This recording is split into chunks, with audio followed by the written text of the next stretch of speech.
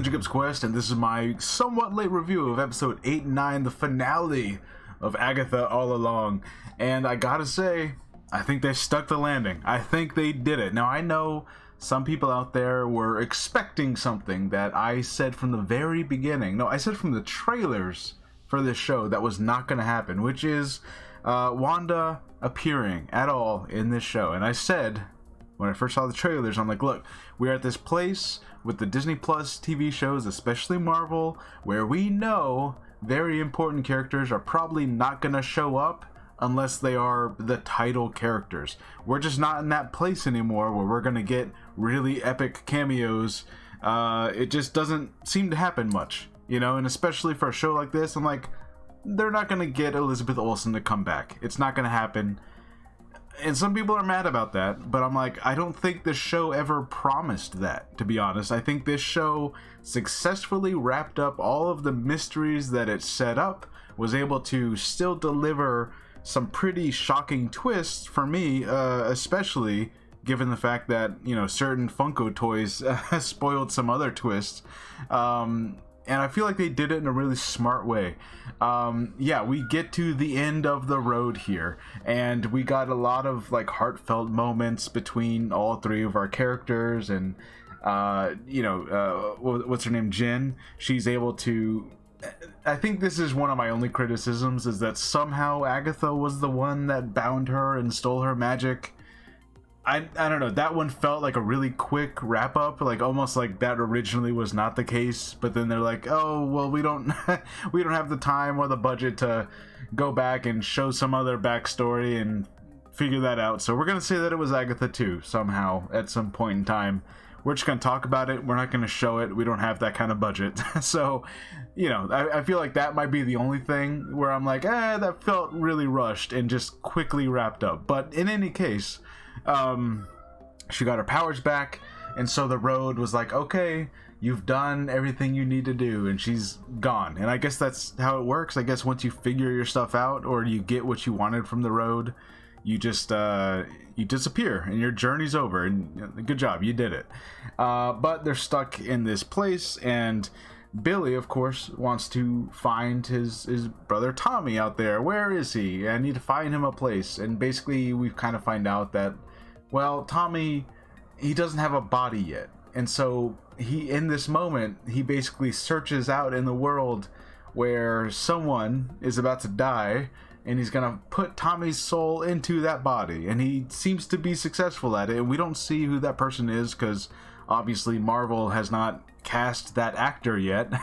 So, you know, they kind of found a good way of like getting around that, of like, he is out there now, he's out there somewhere, but you know, we will see in some headlines somewhere of like, Marvel cast this actor as this person, and then we will know what he looks like. So it's kind of funny, but they did manage to get around that. And, you know, Death had tried to make a deal with Agatha and being like, look, Billy here is an abomination. He's not supposed to be alive. He was supposed to have died, and he basically broke the rules. And I want you to make him surrender, because otherwise he'll just reincarnating himself, which almost, is he, in that way, is he kind of like, not invincible, but I guess immortal in some way? Like his soul is going to keep on going back into a different body? Is that the implication there? Because this is Death herself saying, I can't take him because they'll just reincarnate again. Like, that seems to be implied that he can never be taken by Death, which seems like a really big deal, but they don't make that big of a deal out of it. But I'm like, hold on, wait a minute. Is Death saying that she can't take someone because he'll just come back again? And sure, maybe he'll have to regain a lot of his memories, but I don't know. That feels like the kind of thing that he'll get better at over time, the more times he does this. So, I don't know. It feels like we're dealing with potentially an immortal Billy Maximoff here, or whatever you want to call him, Billy Kaplan, whatever. Anyways, so basically they do that. Billy disappears from the road. Wanda figures her own stuff out. I'm trying to remember how she figures it out, but she figures out the ability to make a little plant grow, and that was like the actual challenge of that last trial.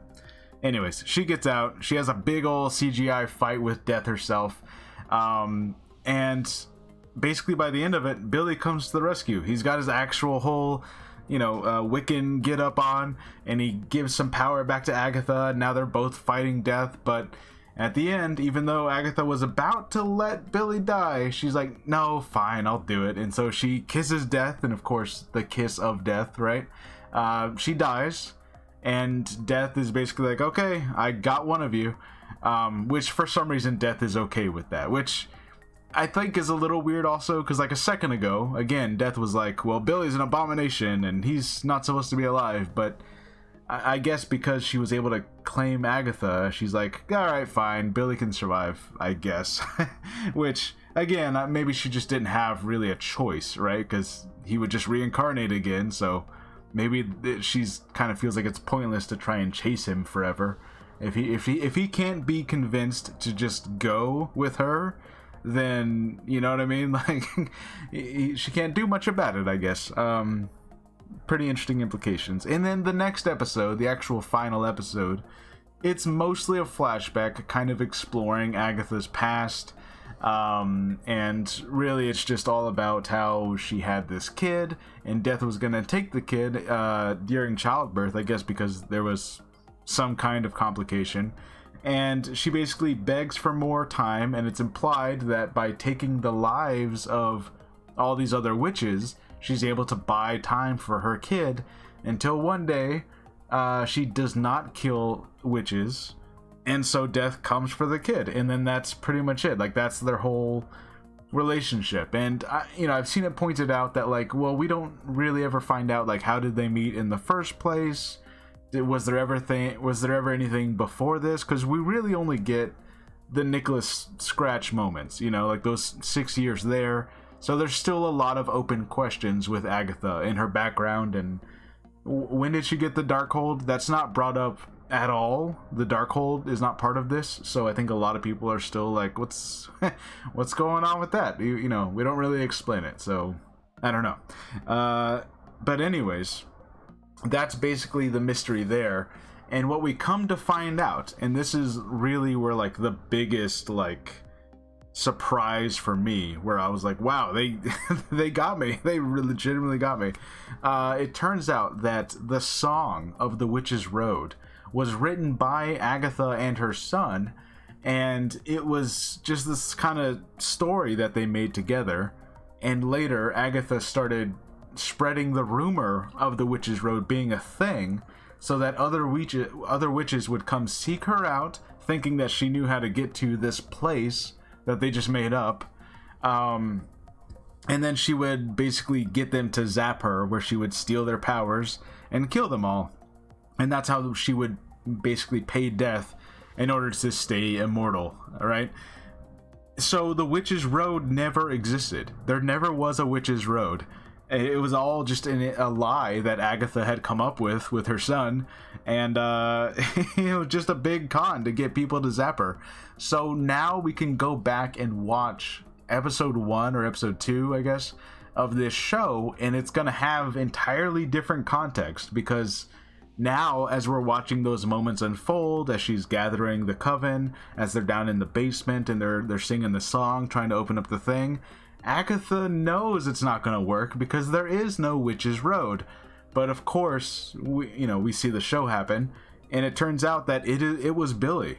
Billy had manifested the Witch's Road into existence in the same way that Wanda had made the Hex.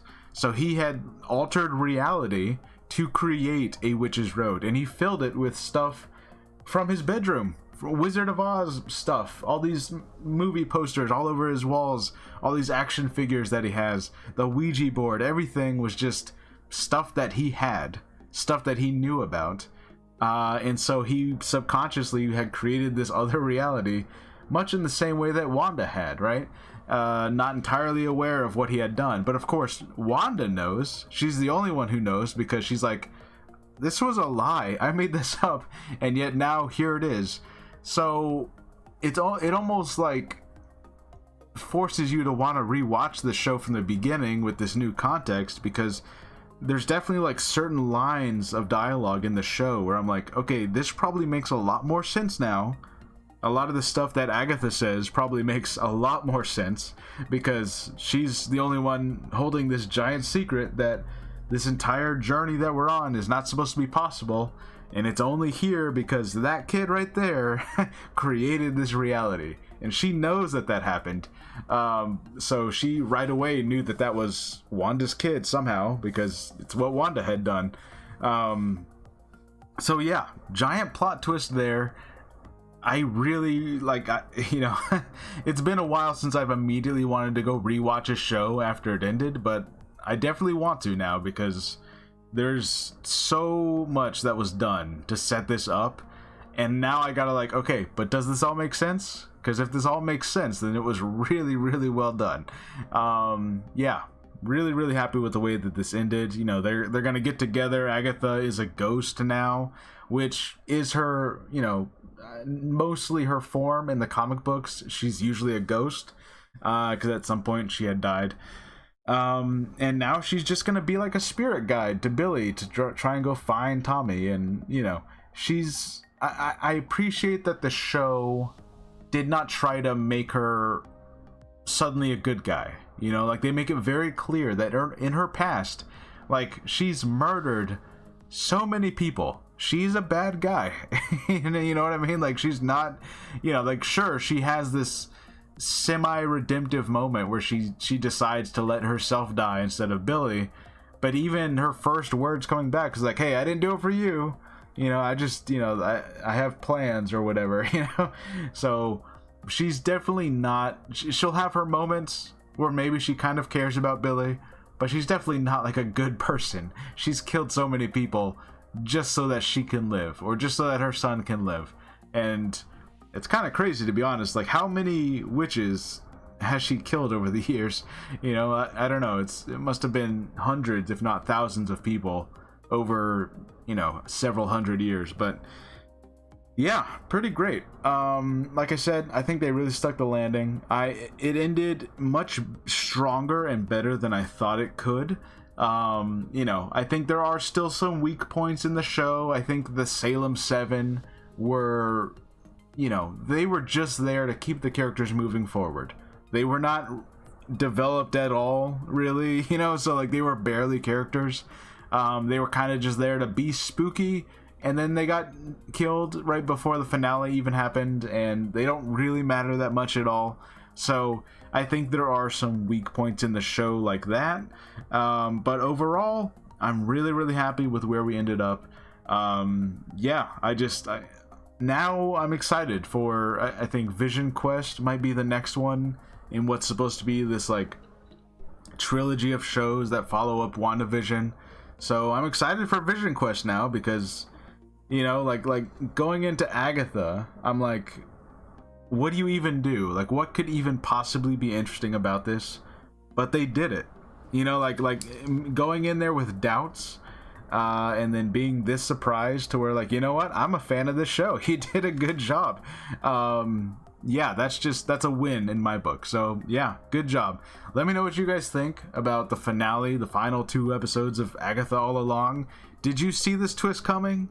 Because I think I heard a lot of people saying like, well, a lot of it looks like stuff from Billy's bedroom. And I thought maybe like, well, maybe the road just kind of alters itself to sort of mirror what's in your memories or something. But the idea that it was never real at all, and it did not exist before Billy made it real, that I did not see coming at all. Like, that took me totally by surprise. So yeah, really good job. Anyways, let me know what you guys think, and I'll see you guys next time. Bye.